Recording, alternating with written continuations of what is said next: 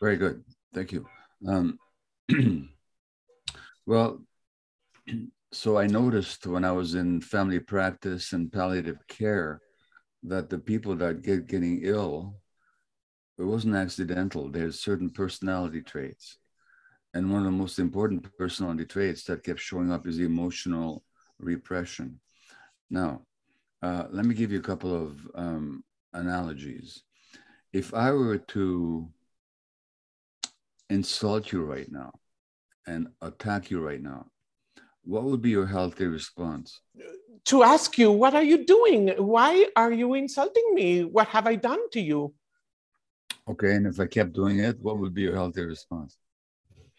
The healthy response, I think, would be to either tell you, please stop it, or I don't like this, therefore, bye-bye. Exactly. I will remove myself from this situation. That would be the healthy response, is to either set a boundary saying, you can't do this to me, or you leave. Yes, exactly. Now, if you take the first one, you can't do this to me, what's the emotion that you'd be having? Anger. Exactly. Okay. But now if I was doing this to you and you couldn't afford to be angry because you were much weaker than I am, you couldn't escape and you couldn't get angry, what would you have to do with the anger? Because if you got angry, I might get even more hostile. What would you have to do with the anger? I would package it inside, I guess. That's called repression. I would hide my anger because I think I would be afraid. Exactly. Not only would you hide it, you'd hide it to such a degree that you couldn't even feel it. Okay. So the healthy anger is a defense of your boundaries, isn't it? Right. Just stop it. That's healthy anger. It's a boundary defense. Now, the emotions in general are designed for two things: to let in what is nurturing and healthy, and to keep out what is unhealthy or toxic or dangerous. Right? Now we have the immune system. What's the job of the immune system? To protect me from invaders like germs and bacteria. And to let in the healthy nutrition and so on. Correct. Yes. So the job of the immune system and the job of the emotional system is exactly the same. Okay. Now, here's the scientific news. They're not separate systems. They're all part of an apparatus. They're just, different aspects of the same system, which means what happens emotionally also affects your nerves and your heart and your guts and your immune system. When you're repressing your healthy anger, you're also repressing your immune system. So the people that repress healthy anger because of what happened in childhood, it's not their fault. Then the immune system can turn against them, or the immune system can just become weaker and then cancer develops. That's the first point, okay? So that the emotional system and the physiology of the body is one unit. So what happens emotionally also happens physiologically. That's the first point. I see. So that's the first analogy. And by the way, we know this from studies that the people that repress their anger, they have diminished immunity. Okay. Now, the second analogy is, imagine you're at the beach. That's easy in Greece. I know. I'm coming there. I'm coming there in a few weeks. I look forward to it. Of course, we're waiting for you, and you're going to be presenting a 2-day seminar here. So we're very excited about that. So imagine you're at the beach in the water with a big beach ball. Okay. And you push the beach ball underwater. Right. It takes a lot of energy, doesn't it? Absolutely.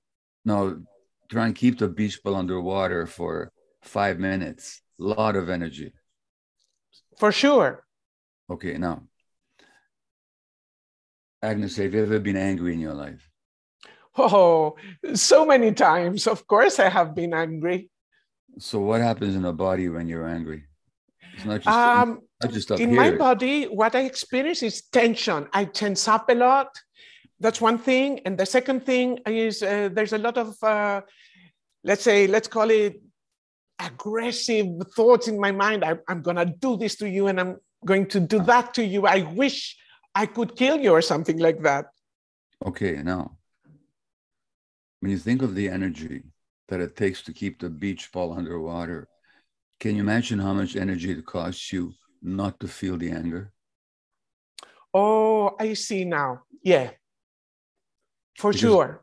Because repression isn't even about hiding the anger. It's actually about not even feeling it. Okay, it takes a lot of energy. That costs you a lot. That costs you a lot of energy, and that's very stressful. So, how does repression cause illness? By depriving you of energy, right? By affecting negatively your immune system, and in many other ways as well. But the point is, you can't separate the mind from the body. You know, clear. Socrates said 2,500 years ago that the problem with the doctors of today is that they separate the mind from the body. Okay. Okay. And doctors are still doing it. Well, then my next question is, what do you do with all this intense emotion? How do you deal with this overwhelming wave of anger or probably fear or anxiety or stress that are so much part of our everyday life? Well, the first question is, why is it overwhelming? Okay. Now, human beings are born with emotional systems in their brains. We share those systems with other mammals. So we have an emotional system for fear, for grief, for panic, for rage, for anger, for love, for playfulness, for curiosity, okay? We share these systems with other animals.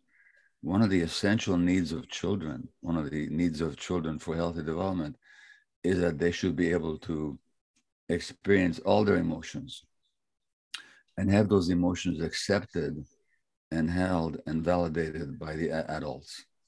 Now, if a child is angry and the adult says, go away, you can't be that way, or the child is punished, then the child has to hide or repress the feelings. And then, but where does that go? That anger doesn't go away. It's like it's inside you. And sometimes it breaks out like a volcano. That's why it's overwhelming. But what if the parent says, oh, you're angry.